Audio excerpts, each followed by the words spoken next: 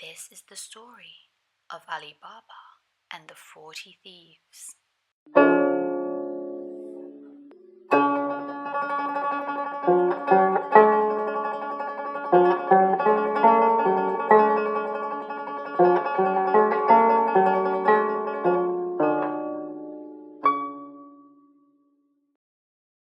Once upon a time, in a town in ancient Persia, there dwelt two brothers. The eldest was called Qasim, and the youngest Ali Baba. Now the two brothers grew up as sons of a local merchant. As children, Qasim and Ali Baba would often venture out with their father to market. Their father would try his best to teach his sons of his trade and show them the importance of making an honest living. Although the kind-hearted Ali Baba admired his father's work ethic, Qasim, on the other hand, was a greedy, idle boy and was intent on living off what little money his father made and doing very little to build his own talents in trade. Now when the brothers grew up, their poor father fell ill and eventually passed away. It was not long until Qasim, no longer able to live off his father's income, found himself a rich wife whose wealth afforded them a plentiful life, a large house with servants, and daily feasts of sweet meats and exotic fruits. Ali Baba, on the other hand, fell in love and married a poor woman, and eventually found his trade as a woodcutter. He would often venture into the neighboring forest to collect his wood and then sell it in the town. Alas, this was the fate of the brothers and their wives for many a year, until chance came one day as Ali Baba was in the forest late one afternoon. He heard the pounding of horses' hooves. Across the plain, in a cloud of dust, a band of horsemen was galloping towards him. Afraid they were robbers, Ali Baba quickly concealed himself within a large tree. From behind the shrubbery, Ali Baba watched the men carefully and counted them. 1, 2, 3, 4, until he reached 40 men. The horses that carried the 40 men soon came to a halt not 10 paces from where Ali Baba was hiding. After a few moments, they dismounted, unbridled their horses, and tied them to the nearby trees. Then, the finest man among them, whom Ali Baba took to be the captain, emerged from amongst them and walked confidently towards some large rocks that stood at an opening in the bushes.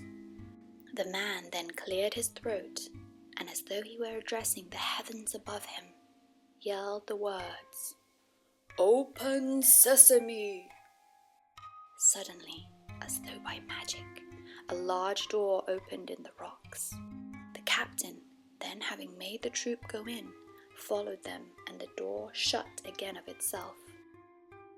Ali Baba, in utter disbelief at what he just witnessed, remained firm in his hiding place for fear that the men might suddenly re-emerge and catch him.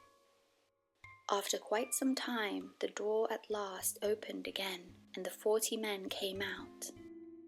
As the captain went in last, he came out first and made them all pass by him. Then he said loudly, "Shut, Sesame!" and the stone door immediately shut. Every man then swiftly bridled his horse, mounted, and then followed the captain out of the forest. When he was sure that the coast was clear, Ali Baba climbed down from his hiding place and went to the door concealed among the bushes. In a clear voice he said, "Open, Sesame!" Once again, the stone door flew open. He quickly went in and the door shut behind him. Ali Baba, who expected to see a dull, dismal room, was greatly surprised to find himself inside a large, well-lit cave, hollowed by the hand of man in the form of a vault, while it received the light from an opening in the ceiling. He saw rich bales of merchandise, silks and brocades, all piled together, showers of silver and gold, and money in leather purses. Thinking of his poor wife and child, Ali Baba ran towards the bags of gold and picked up as many as his donkey could carry. At that, he ran out of the cave, loaded his donkey with the bags, and then, using the words he heard not 1 hour before, said, "Shut, Sesame," which closed the stone door. Then he got on his donkey and went home. With his newfound wealth, Ali Baba rode swiftly through the forest towards his town. When he arrived back to his home, he discreetly carried the money bags to his wife and emptied them out before her. Astonished, his wife looked at the treasure that lay before her and then looked up at Ali Baba. He then recounted the story of what had happened to him in the forest, the tale of the 40 thieves, and then bade her keep the secret. "My darling wife, it would be too dangerous for us to use this right away in front of others. For this reason, it is best that I go and bury the gold behind the house." "Oh, let me first measure it," said his wife. "While you dig the hole, I shall go and borrow a weighing scale from someone. I shan't be long, my love." So she ran to the wife of Qasim and borrowed their kitchen scales. Knowing Ali Baba's poverty, Qasim's wife was curious to find out what sort of grain Ali Baba's wife wished to measure, and just before she handed her the scales, she artfully spread some sticky suet at the bottom of the measure. Ali Baba's wife then went home, set the weighing scales down, and began to measure the heaps of gold. Once she had finished counting, and without delay, she then carried the scales back to the wife of Qasim, without noticing that a piece of gold had stuck to the suet at the bottom of the measure. As soon as she handed the scales back to Qasim's wife's eye fixed directly onto the shiny coin. Once Ali Baba's wife had left, she grew very curious. She ran to her husband Qasim as soon as he came home and said, "Oh, Qasim, oh my dear husband, all this time did your brother think he could fool us? He dresses in rags and lives in a cottage, yet your brother is far richer than you. Oh yes, Ali Baba is so rich that he does not even have to count his money. He measures it." Perplexed by this riddle, Qasim begged his wife to unravel her words. She paused, and then from her pocket drew the single gold coin. "This, my dear husband, belongs to Ali Baba. His little wife accidentally left a piece of gold stuck to the bottom of our weighing scales this afternoon. Yes, Qasim, your brother's fortune has changed as of late, and now he has his wife measuring their riches for them." Qasim could not believe his ears. All night he thought of his once poor brother, who he imagined to be now as rich as a sultan. How could Ali Baba keep this a secret from him? After all, he is his older brother. Envy soon took a hold of Qasim. He could not eat and he could not sleep. As soon as dawn broke, he went to his brother's home. "Ali Baba," he said, showing him the gold piece, "you pretend to be poor and yet you measure your gold." By this, Ali Baba perceived that through his wife's folly, Qasim and his wife knew their secret. So he confessed all and offered Qasim a share of his wealth. "That I expect," said Qasim. "But I must know where to find the treasure, otherwise I will discover all and you will lose all." Ali Baba, more out of kindness than fear, told his brother of the cave and the very words he must utter if he were to enter. At that, Qasim left Ali Baba, intent on getting all the treasure for himself. He rose early the next morning and set out with 10 mules loaded with great chests Remembering his brother's directions, he soon found the opening in the forest. Approaching the stone door, he said, "Open, Sesame!" And the door opened and shut behind him. Hours went by with Qasim simply standing in the cave in amazement, feasting his eyes on the treasure before him. But then, suddenly worried he might get caught, he began to hastily gather together as much of the gold as possible. When he was ready to leave the cave, his mind was so clouded with thoughts of his new treasure that he could no longer remember what to say to open the large stone door. Oh, Qasim, think, why can I not remember the name? Open, barley. No, open.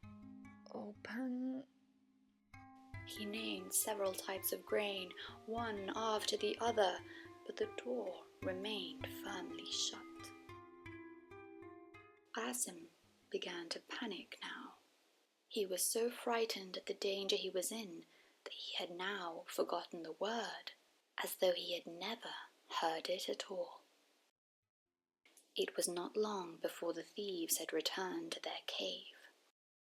As soon as they saw Qasim's mules roving about with great chests on their backs, they at once knew that an unwelcome visitor had entered their lair. On their guard, they drew their sabres and went to the great stone door, which opened at their captain's command of "Open, Sesame." Qasim, who had heard the trampling of their horses' feet outside, knew he had been caught. In a moment of panic, Qasim leapt out as soon as the door opened and threw the captain down to the ground. This was all in vain, however, for the thieves, armed with their jeweled sabres, soon killed him. On entering the cave, they all saw the bags laid ready and could not imagine how anyone had gotten in without knowing their secret. They resolved to cut up Qasim's body into 4 quarters and nail each part up inside the cave as a way to frighten anyone else who should dare venture in. They then left the cave in search of more treasure to steal. As night drew on, Qasim's wife grew very uneasy and ran to her brother-in-law. Ali Baba! Ali Baba!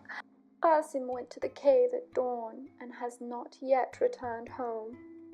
With every hour that passes, I grow more afraid for my husband's safety. Please, Ali Baba, please find him for me. Ali Baba did his best to comfort her, and then set out to the forest in search of Qasim. The first thing he saw on entering the cave was the remains of his dead brother. Full of horror and sorrow, he took the body down from the wall and placed it on one of his mules. He then also made sure to take a few more bags of gold before he left to return home. He then drove the 2 mules laden with gold into his own yard and led the other to Qasim's house. When he arrived at his brother's house, the door was opened by the servant girl, Morgiana, whom he knew to be both brave and cunning. Unloading the mule, he said to her, "This is the body of your master who has been murdered, but whom we must bury as though he had died in his bed. I will speak with you again, but now go and tell your mistress that I am here." The wife of Qasim, on learning the fate of her husband, broke out into cries and tears, but Ali Baba offered to take her to live with him and his wife if she was promised to keep his counsel and leave everything to Morgiana, whereupon she agreed and dried her eyes. Morgiana, meanwhile, sought an apothecary and asked him for some medicine. "My poor master," she said, "can neither eat nor speak, and no one knows what his distemper is." She carried home the medicine and returned the next day, asking for an essence that was only given to those about to die. By the time evening came, No one in the town was surprised to hear the shrieks and cries of Qasim's wife and Morgiana, telling everyone that Qasim was dead. The next day, Morgiana went to the gates of the town, where she found an old cobbler by the name of Baba Mustafa. Putting a piece of gold in his hand, Morgiana bade him follow her with his needle and thread. She bound his eyes with a handkerchief and led him to the home of her deceased master. She then led him to the room where Qasim's body lay, and then she pulled off the bandage. "Good sir, you are skilled at your craft. This is what I need from you. A man's body has been ripped apart, and you must use your needle and thread to sew the quarters of his body together to make it whole." Once the cobbler had finished his work, Morgiana covered his eyes once again and led him back to his home. When she returned, the family buried Qasim, and Morgiana followed him to the grave, weeping sorrowfully and tearing out her hair. Qasim's wife, meanwhile, stayed at home, uttering lamentable cries. The next day, she gathered her belongings and went to live with Ali Baba. Meanwhile, deep in the forest, on their return to the cave, the 40 thieves were much astonished to discover that Qasim's body was gone and a few more money bags were missing. "Men, we are certainly discovered," said the captain, "and shall be undone if we cannot find out who it is that knows our secret. 2 men must have known it. Now we have killed one, we must now find the other. One of you who is bold and artful must go into the town dressed as a traveller and discover whom we have killed, and whether men talk of the strange manner of his death. If the messenger fails on this quest, he must lose his life, lest we be betrayed." Eager to please the captain, one of the thieves started up and offered to do this, and after the rest had highly commended him for his bravery, he disguised himself and set off for the town at daybreak. At the gates of the town, he happened upon the old cobbler's stall. The disguised thief bade him good day, saying, "Honest man, how is it that you are able to see to stitch at your age?" "Old as I am," replied the cobbler, "I have very good eyes. Will you believe me when I tell you that I sewed a dead body together in a place where I had less light than I have now?" The robber was overjoyed at his good fortune, and giving him a piece of gold, asked to be led to the house where Baba Mustafa had stitched up the dead body. At first, Mustafa refused, saying that he had been blindfolded, but then, when the thief gave him yet another piece of gold, he began to think that he might remember the way after all. It was not long before the old cobbler had led him to Qasim's house. After he thanked the old man and bade him farewell, the thief took a piece of chalk and marked the door with an X. Then, pleased with himself, he left the town and headed back to the forest. Later in the day, Morgiana set out to market. As she was leaving the house, she saw the mark the thief had made on the door and quickly guessed that some mischief was brewing. So the cunning servant girl fetched another piece of chalk and marked another few houses on either side without saying anything to her master or mistress. The thief, in the meantime, proudly recounted his discovery to his comrades. The captain thanked him and instructed his men to prepare themselves to go into the town as soon as evening falls. When they reached the town, they followed the victorious thief to the house he said he had marked. But alas, when they came to the house, they saw that 5 or 6 of the houses were chalked in the same manner. The guide was so confounded that he knew not what answer to make. The thieves then returned to the cave in silence. As soon as they had entered the lair, the captain turned to the guide and yelled, "Do you enjoy making us look like fools? Was it your plan to waste our time today?" He then turned away, clicked his fingers, and the thief was at once beheaded for having failed his mission. At dawn the following day, another thief was dispatched, and having won over Baba Mustafa, marked the house he was led to in red chalk. But the clever Morgiana once again foiled their plot, and the second messenger was put to death. The captain, frustrated at the incompetence of his men, now resolved to go to the town himself. But, wiser than the others, he did not mark the house, but looked at the door so closely that he could not fail to remember it. He then returned to the cave and ordered his men to go into the neighboring villages and buy 19 mules and 38 leather barrels, all empty except one, which should be filled with oil. The captain then put one of his men, fully armed, into each of the barrels, rubbing the outside of them with oil from the full vessel. Then the 19 mules were loaded with 37 robbers inside 37 barrels, and the 38th jar of oil, with the captain dressed as an oil merchant, leading the party as they all set off towards the town, reaching it by dusk. The captain stopped his mules in front of Ali Baba's house. Then, when he knocked on the door, Ali Baba answered and asked if the captain needed any help.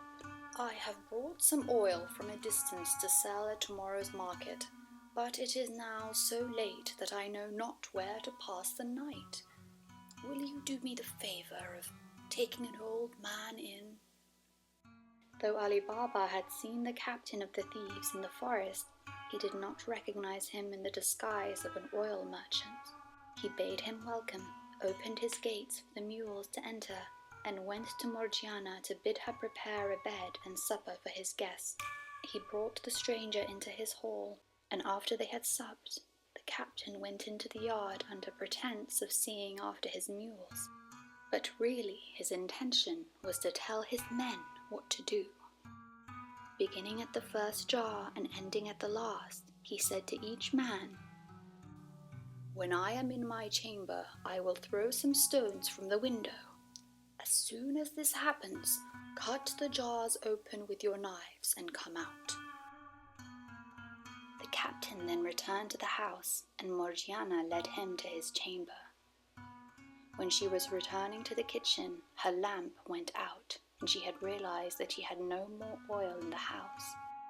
Remembering that their guest had brought an abundance of oil with him, she resolved to go to the yard and take some oil out of one of the jars. When she came to the first jar, the thief inside said softly, "Is it time?" Any other slave but Morgiana, on finding a man in the jar instead of the oil she wanted, would have screamed in fear. But the clever Morgiana, knowing the danger her master was in, bethought herself of a plan and answered quietly, "Not yet, but presently." She then went to all the jars, giving the same answer, till she came to that which was filled with oil. She now saw that her master, thinking to entertain an oil merchant, had led 38 thieves into his house. She filled her oil pot, went back to the kitchen, and having lit her lamp, went again to the oil barrel and filled a large kettle full of oil. When it boiled, she went and poured enough oil into every barrel to stifle and kill the thief inside. After she heard the last of the shrieks from every robber, and she was sure that the brave deed was done, she went back to the kitchen, put out the fire and the lamp, and waited to see what would happen. In a quarter of an hour, the captain of the thieves awoke and opened his window. As all seemed quiet, he threw down some little pebbles which hit the jars. He listened, but none of his men seemed to stir. The captain grew uneasy and went down into the yard. On going to the first jar, he said, "Are you asleep?" But the smell of hot boiled oil alerted him at once that his plot to murder Ali Baba and his household had been discovered. All his men were dead. He then forced the door of a lock leading into a garden and climbed over several walls and made his escape from Ali Baba's residence.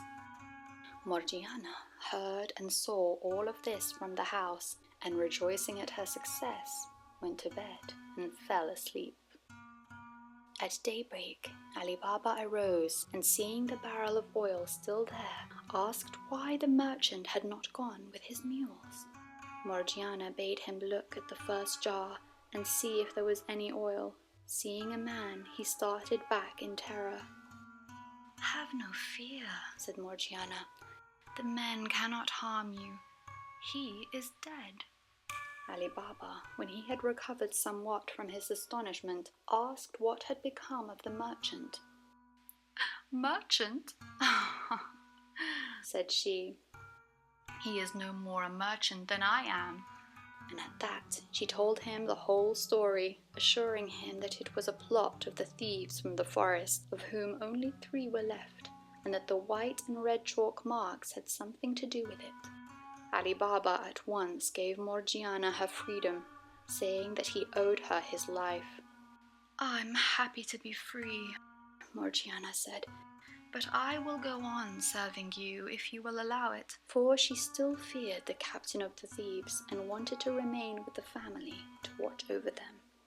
They then buried the bodies in Ali Baba's garden, while the mules were sold in the market. Meanwhile, the captain, all alone as he was, could think of nothing but revenge. For days he watched Ali Baba's house from a distance. He discovered that Ali Baba's son went out early every morning. Following him, he found where the young man had his shop. In the course of a great many journeys to the forest, he carried away many rich fabrics and fine linens, and set up a shop opposite that of Ali Baba's son.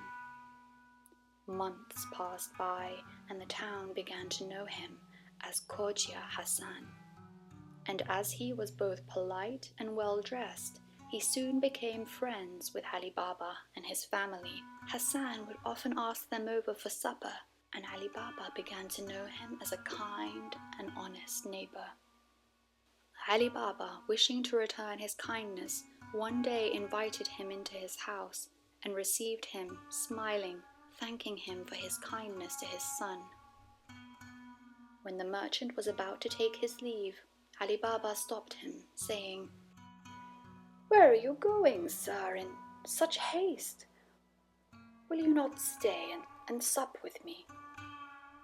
The merchant refused, saying that he had a reason, and on Ali Baba asking him what that was, he replied, "It is, sir, that I can eat no victuals that contain any salt." "If that is all," said Ali Baba, "let me tell you that there shall be no salt in either the meat nor the bread that we eat tonight." He went to give this order to Morgiana, who was much surprised. "Who is this man who eats no salt with his meat?" she said. "He is an honest man, Morgiana," returned Ali Baba. "Therefore will you do as I bid you?" But she could not withstand a desire to see this strange man, so she walked over to the living room and saw, in an instant, that Khojia Hassan was the captain of the thieves, and she saw that he carried a dagger under his garment. "I am not surprised," she said to herself, "that this wicked man who intends to kill Ali Baba will eat no salt with his food, but I will hinder his plans." After supper had been served, Morgiana made ready for one of the boldest acts that could be thought of. She took dessert over to the diners, and when Khojia Hassan was left alone with Ali Baba and his son, his plan was to get them drunk on sweet wine, and then to murder them. Morgiana, meanwhile, put on a headdress like a dancing girl, and clasped a girdle around her waist, from which hung a dagger with a silver hilt. Abdullah, another servant, took his tabor and played before Morgiana until they came to the door, where Abdullah stopped playing and Morgiana made a low curtsy. "Come in, Morgiana," said Ali Baba, "and let Khorja Hassan see what you can do."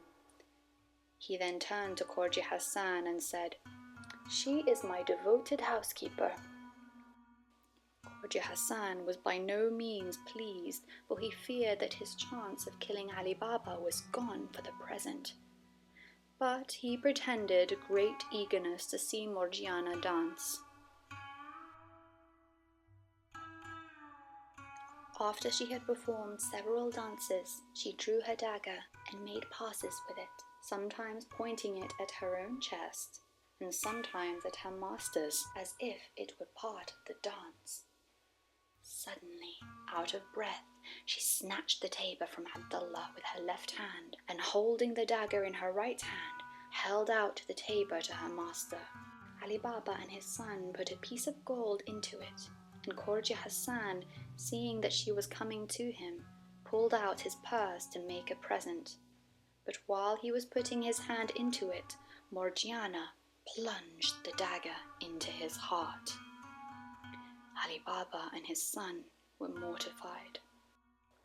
"Morgiana! Morgiana!" cried Ali Baba. "What have you done to ruin us?"